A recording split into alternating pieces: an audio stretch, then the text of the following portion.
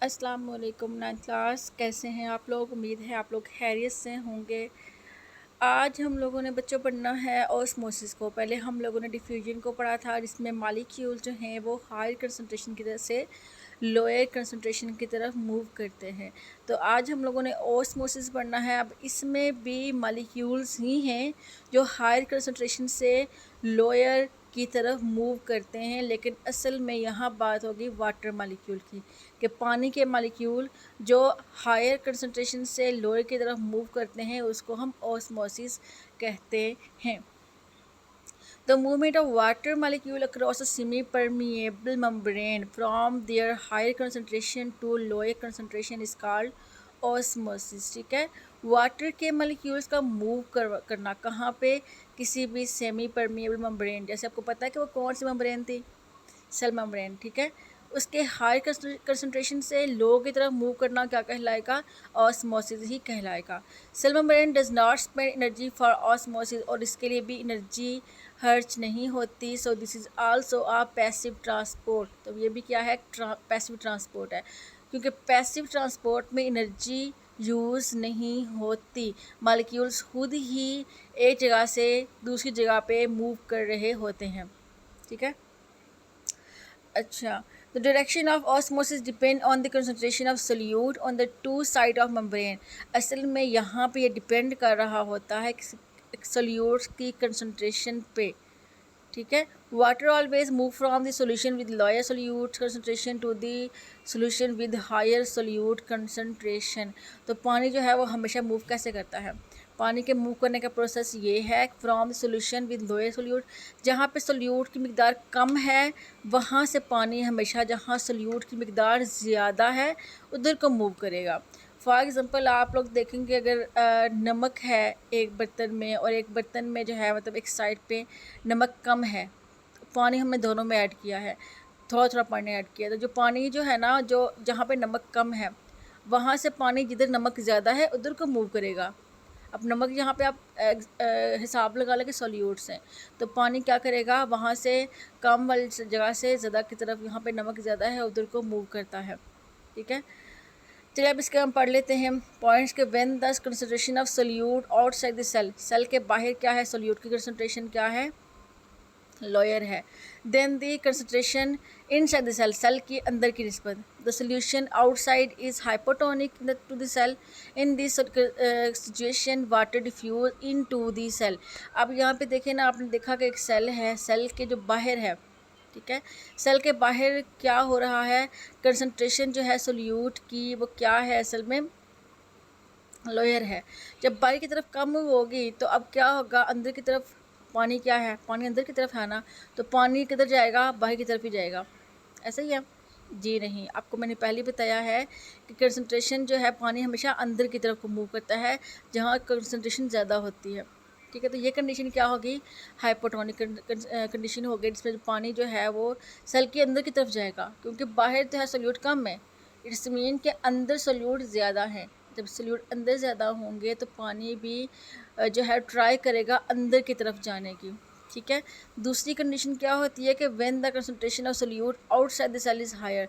अब इसमें क्या होगा? सोल्यूट की जो मिकदार है, कंसंट्रेशन है, वो सेल के बाहर को ज़्यादा है, तो ये वाली कंडीशन होगी हाइपरटोनिक। ठीक है, then the concentration in the cell, the solution in outside the cell is hypertonic. तो यहाँ पे जो आउटसाइड जो सोल्यूशन होगा वो हाइपरटोनिक होता है, और जो पानी जितना भी है वो किधर को मूव करेगा? वो सेल से बाहर को मूव करेगा, क्योंकि उसको नज़र आ रहा है कि जो बाहर जो है वो सोल्यूट की जो मिकदार है वो ज़्यादा है। जबकि अगली कंडीशन होती है जब बाहर भी कंसंट्रेशन सोल्यूट्स की इक्वल हो, अंदर भी इक्वल हो, तो उसे हम बोलेंगे आइसोटोनिक। ठीक है, और पानी इसमें क्या रहेगा? इक्वल अमाउंट में रहेगा, बाहर भी और अंदर भी। ठीक हो गया, तो ये क्या होता है? ऑस्मोसिस, जिसमें हम लोगों ने क्या पढ़ा? तीन चीज़ें हमने पढ़ी हैं इसके अंदर। एक, जब सेल के बाहर सोल्यूट की मिकदार कम है, अंदर ज़्यादा है, तो पानी हमेशा कहाँ जाएगा? अंदर की तरफ ही जाएगा। लेकिन ये कंडीशन क्या होगी? हाइपोटोनिक। बाहर जो है वो कंडीशन क्या है सोल्यूशन के? वो है हाइपोटोनिक। जबकि जो कंसंट्रेशन जब सोल्यूट की बाहर ज़्यादा है तो पानी जो है अंदर से बाहर की तरफ ही मूव करेगा।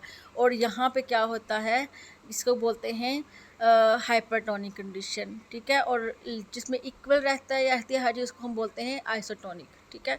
अब effect of osmosis on cell, cell के ऊपर इसका क्या असर पड़ता है, ये हमने यहाँ पढ़ना है। ये बहुत बहुत इंपॉर्टेंट है, ठीक है, डेफिनेशंस के लिहाज से भी और लॉन्ग क्वेश्चन के लिहाज से भी। Osmosis can effect the size and shape of the cell. Osmosis जो है ना, वो सेल के साइज़ को और शक्ल को भी असर अंदाज होता है उसके ऊपर, ठीक है। Depending on differences in the concentration across the membrane, जो कि डिपेंड करता है क्या डिफरेंसेस हैं। आप देखें, जब कंडीशन है आइसोटोनिक, पीछे हमने पढ़ा है कि आइसोटोनिक में क्या होता है, बाहर भी जो कंसंट्रेशन है सोल्यूट की वो इक्वल है, अंदर भी इक्वल है, ठीक है। तो यहाँ पे जो है सेल आराम से पानी अंदर को बाहर को इक्वल रहेगा। तो ये सेल जो है नॉर्मल है, सेल बिल्कुल ठीक कंडीशन में है। लेकिन लेकिन लेकिन जब सेल अगर रखेंगे हम लोग हाइपोटोनिक कंडीशन में, आपको पता है कि हाइपोटोनिक कंडीशन क्या होती है। हाइपोटोनिक कंडीशन में क्या होता है, जो पानी की जो कंसनट्रेशन है वो अंदर को ज़्यादा हो जाएगी। कैसे हो जाएगी कि बाहर जो है वो सोल्यूट की मकदार कम है, अंदर सोल्यूट की मकदार ज़्यादा है, तो पानी बाहर से अंदर को मूव करता है। ये हमने पीछे पढ़ा भी है। इस कंडीशन में क्या होगा, सारे का सारा पानी सेल के अंदर ही चला गया है। In the situation animal cell swell and may rupture. अब इस कंडीशन में क्या होगा, जो एनिमल का सेल होगा वो स्वेल हो जाएगा, फूल जाएगा, और एट द एंड वो रैप्चर हो जाएगा, फट जाएगा एनिमल्स का सेल, ठीक है। लेकिन पौधों पे क्या असर पड़ेगा। In hypotonic solution plant cell do not burst, पौधों के सेल जो हैं वो टूटते नहीं हैं, because of the rigid cell wall, क्योंकि जो उनकी सेल वाल होती है वो काफ़ी रिजिड होती है, काफ़ी सख्त होती है। When they take water in cell, when they take water in cell wall expand a little. अब जब जो है पानी जब ले लेगा एक सेल अंदर की तरफ, तो जो उसकी सेल वाल हो जाएगी वो थोड़ी सी एक्सपेंड हो जाएगी, फैल जाएगी, और फिर काफ़ी सख्त और रिजिड हो जाएगी और सख्त हो जाएगी। The phenomena is called turgor, और इसको हम क्या बोलते हैं, टर्गर बोलते हैं। In non woody plant it gives rightness and turgor provide support. इसकी वजह से जो है ना, टर्गर की वजह से पौधों को सपोर्ट मिलती है। अब आप लोगों को ये बात हमेशा आप लोगों ने अपने जहन में रखनी है कि हाइपोटोनिक सोल्यूशन में क्या होता है। हाइपोटोनिक सोल्यूशन में हमने पीछे पढ़ा भी है कि सोल्यूट की मकदार बाहर कम है, अंदर की तरफ जो है वो ज़्यादा है। अब सारा पानी कहाँ जाएगा, बाहर से अंदर की तरफ मूव कर जाएगा। अब इसका असर पौधों के सेल और एनिमल के सेल पे क्या पड़ता है। एनिमल का सेल तो ये होगा कि जब पानी अंदर बहुत ज़्यादा सेल के अंदर आ गया है, सेल पहले तो फूल जाएगा और फिर उसके बाद रप्चर हो जाएगा, ब्रस्ट हो जाएगा। लेकिन प्लांट में ऐसा नहीं होता, सेल ब्रस्ट नहीं करता, क्योंकि उनकी जो सेल वाल होती है वो काफ़ी सख्त होती है। सिर्फ ये होगा कि जब पानी अंदर को जाएगा तो सेल वाल थोड़ी सी एक्सपेंड हो जाएगी और फिर रिजिड हो जाएगी और मज़ीद सख्त हो जाएगी, और इस फिनोमिना को हम लोग टर्गर बोलते हैं। अब आपको टर्गर की डेफिनेशन अच्छे से आनी चाहिए। टर्गर की डेफिनेशन आप लोगों ने करनी है, in hypotonic solution plant cell do not burst, यहाँ से लेके तो टर्गर तक, ठीक है। और ट्रैक्टर का फ़ायदा क्या है, जितने भी वुडी नॉन वुडी प्लांट होते हैं ना, नॉन वुडी प्लांट जिनमें लकड़ी नहीं होती, जैसे केला हो गया, उस केले के पौधे में लकड़ी नहीं होती, ठीक है। या फिर आप लोग कह लें फ्लावर्स हो गए, फ्लावर्स का पौधा भी तो पौधा ही है, उनमें भी लकड़ी नहीं होती। तो उनमें जो है ये जो रिजिडनेस होती है या ये जो ट्रिगर होता है, ये उनको सपोर्ट मुहैया करता है, ओके।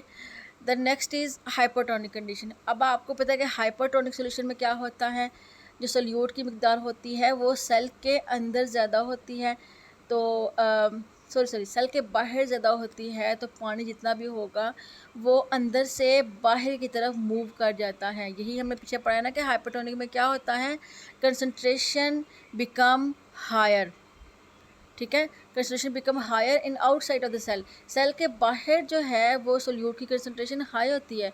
जब वो हाई होगी, अब क्या होगा, पानी सेल के अंदर से बाहर को जाएगा जहाँ पे सोल्यूट ज़्यादा हैं, ठीक है।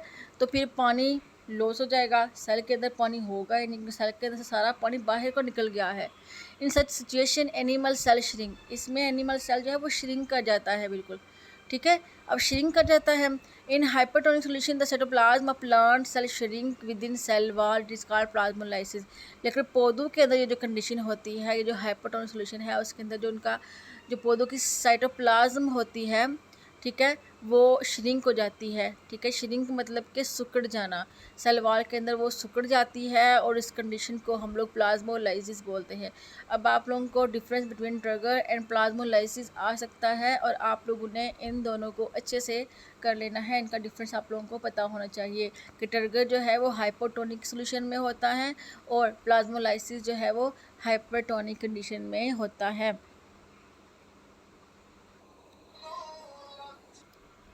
आज के लिए आप लोगों के लिए इतना ही काफ़ी है। आप लोगों को आइसोटोनिक, हाइपोटोनिक, हाइपरटोनिक हर एक की समझ अच्छे से होनी चाहिए, ठीक है। आप लोगों को जहाँ से समझ ना आए आप लोगों ने मुझसे पूछ लेना है कि हाइपरटोनिक और आइसोटोनिक में क्या डिफरेंसेस हैं, क्या नहीं। आप लोगों ने इसको बार बार पढ़ना है। आप लोगों को मैं आज इतना ही लेसन दे रही हूँ कि बहुत इंपॉर्टेंट टॉपिक है, इसलिए आप लोगों को ये अच्छे से आना चाहिए। ओके, अपना ख्याल रखिएगा, दुआ में याद रखिएगा। अल्लाह हाफिज़।